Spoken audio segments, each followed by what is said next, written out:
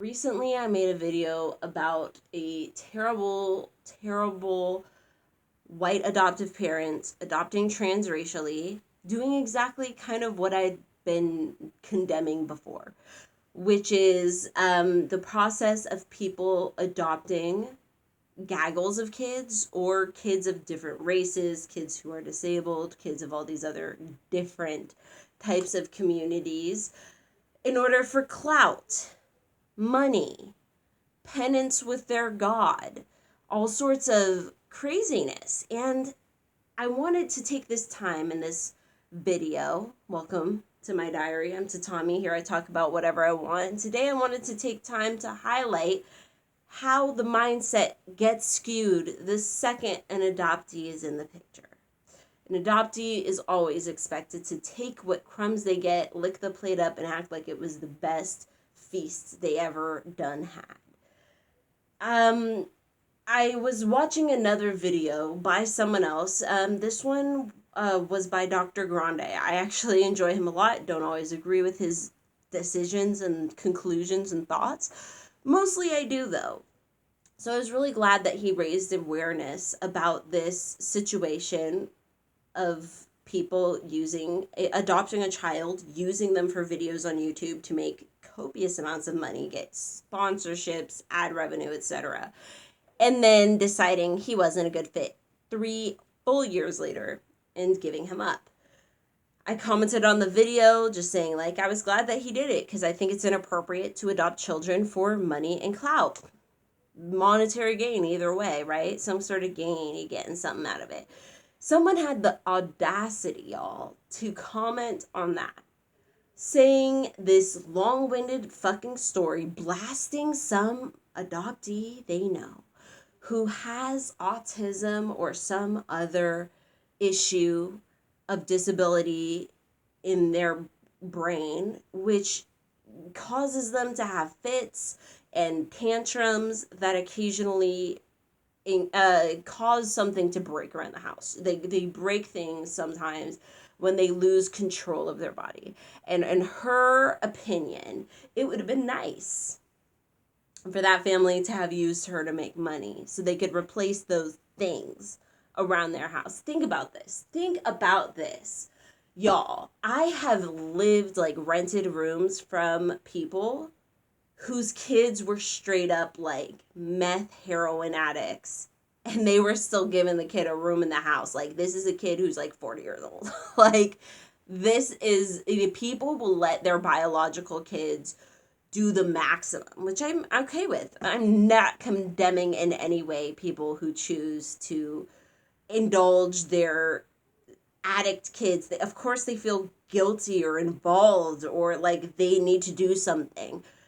Why don't y'all feel that way about the adopted kid? Why do you think the adopted kid owes their parent somehow for breaking a vase in the home? A biological kid steals from grandma and everyone makes excuses and hides it and tries to be a family. An adopted kid does it and someone is literally suggesting that you perform child labor. That's what YouTube is, y'all. A lot of these videos are not organic. Put your camera down and see what happens with your family type videos.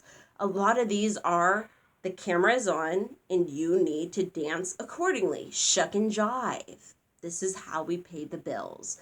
That's what a lot of this is. These mommy bloggers are not blogging about being a mommy. They're blogging about their kids, which obviously is connected because they can't have kids if they aren't a mommy. But you're not blogging about you being a mommy. You're blogging about your kids, and you're putting your kids front and center and using them for revenue.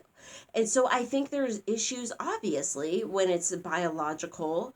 There's a lot of lines that can be crossed, and a lot of people are out here flagrantly disobeying child labor laws and making their kids perform long past when they should be performing, long past, like, you know what I'm saying? I'm not saying your kid can't work, because if Full House could exist, kids can work, but your kid should not be working overtime for YouTube to fund. Your person of color child should not be working overtime. You're disabled or otherwise child, for a foreign child, adopted child, should not be the breadwinner for your family, should not be who it gives you the capabilities to buy your mansion, and then to dismiss the child and to reminisce.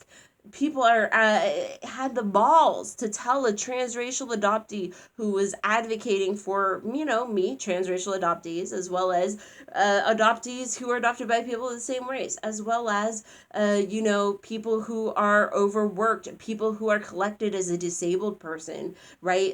Adopted as a disabled person for the sole purpose of clout. These are all things that are real issues, and ignoring them does not solve the issue of adoption. Just finding more and more and more of these psychos to adopt us is not helping. And the fact that all these people around these psychos also have the rhetoric that it's okay to put your child to work because they are a destructive adoptee is just so disgusting. You would never, to your biological child, decide that at 4, 5, 6 years old, they needed to work. At 3 years old, they needed to earn their keep because they threw, temper tantrums. At 15, even. At 20 years old, even. These people do not put their destructive ass kids to work, but they will justify in their mind, because you're an adoptee, that you deserve to be put to work by your parents and earn your keep and earn the keep of everyone in the house. Like, all these adoptees that adoptive families that I keep speaking of, y'all, they will often try and make money, make some way to get some kind of monetary gain because they have this child and they feel they deserve it, and they feel it's appropriate to work the child, even if it's just parading them in front of the church consistently. I understand, the first time that the child is in your family or you're having a baptism, you know what I mean? I'm not Christian, but I understand these things. Sometimes your child is paraded in front of the community, and it's for normal things that your birth child would also be paraded in front of the community. But there's unique circumstances where people burden adopted children that I think is just so sick and gross, and people need to really look into it. All right, there's my baby. I need to go. May your ancestors and spirit guides be with you at every crossroads. I'll see you next time.